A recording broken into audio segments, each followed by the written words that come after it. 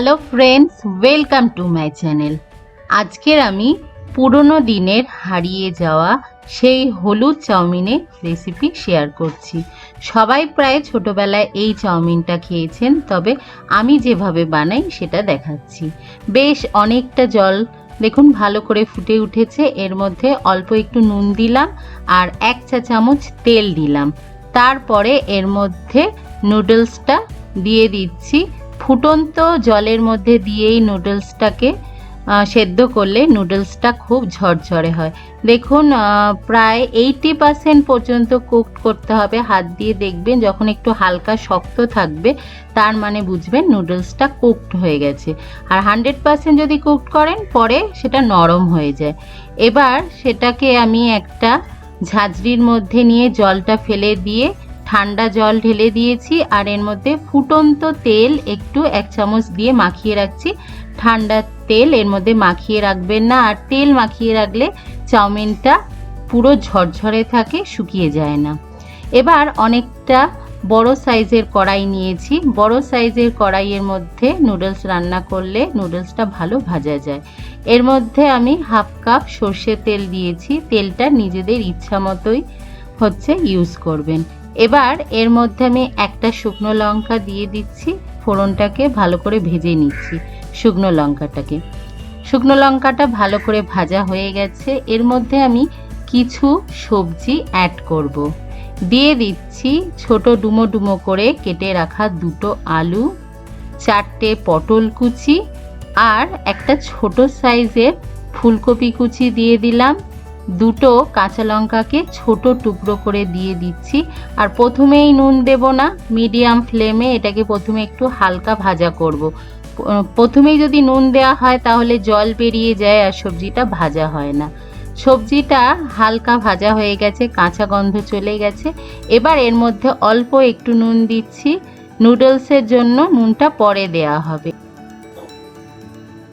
এবার এর মধ্যে অল্প একটু হলুদ দিয়ে দিলাম।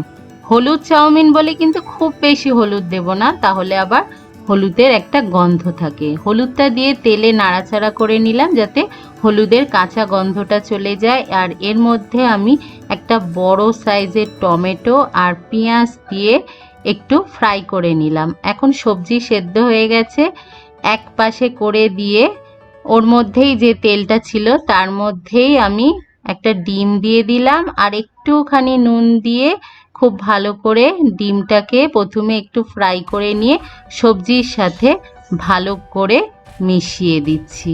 ডিমটা চাইলে আলাদা করেও ভেজে নেওয়া যায়, তবে এটা খুব শর্টকাট একটা প্রসেসে আমি বানাই।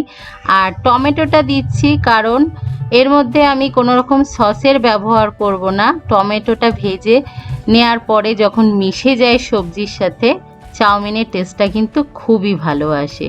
আর এর মধ্যে আমি 1 মুঠো বাদাম দিয়ে দিলাম। বাদামটা আগের থেকে রোস্ট করে খোসা ছাড়ানো ছিল। এবার এর মধ্যে সেই আগের থেকে সেদ্ধ করে রাখা নুডলস বা চাউমিনটাকে দিয়ে দিচ্ছি স্বাদ অনুযায়ী নুন, আর অল্প একটুখানি চিনি দিলাম। নুডলসটা সেদ্ধ করার সময় নুন দিয়েছিলাম, আর সবজিতেও নুন দেওয়া আছে, তাই নুনটা বুঝে দিতে হবে। আর চিনিটা অপশনাল, তবে আমি সামান্য একটুখানি ইউজ করেছি। বেশি দেবেন না, মিষ্টি হয়ে গেলে টেস্ট খারাপ হবে। স্বাদের ব্যালেন্সের জন্য দিয়েছি। এবার মিডিয়াম ফ্লেমে ভালো করে সবজির সাথে মিশিয়ে চাউমিনটাকে একটু ভাজা ভাজা করে নিতে হবে 2-3 মিনিটের জন্য। আপনারা চাইলে এর মধ্যে আরেকটু তেল অ্যাড করতে পারেন, কিন্তু আমি আর আলাদা করে তেল অ্যাড করছি না। আর দেখুন চাউমিনটা কতটা সুন্দর ঝরঝরে হয়েছে, কারণ আমি সেদ্ধটা খুব ভালো করে করেছিলাম। আর ঠান্ডা জলে ধুয়ে ফুটন্ত তেল মাখিয়ে রাখার জন্য চাউমিনটা এতটা সুন্দর ঝরঝরে হয়েছে। তৈরি হয়ে গেল আমাদের আজকের রেসিপি হলুদ চাউমিন, সেই পুরনো দিনের একটা রেসিপি। যারা এই হলুদ চাউমিনটা কোনোদিনও ট্রাই করেননি, আমার পদ্ধতিতে একবার বানিয়ে দেখবেন, খুবই টেস্টি হয়। আর এর মধ্যে এইসব সবজির যে ব্যবহার করেছি সেটা চাউমিন খেলে কিন্তু বুঝতেই পারবেন না, তাই বাচ্চাদের জন্য তো খুবই ভালো।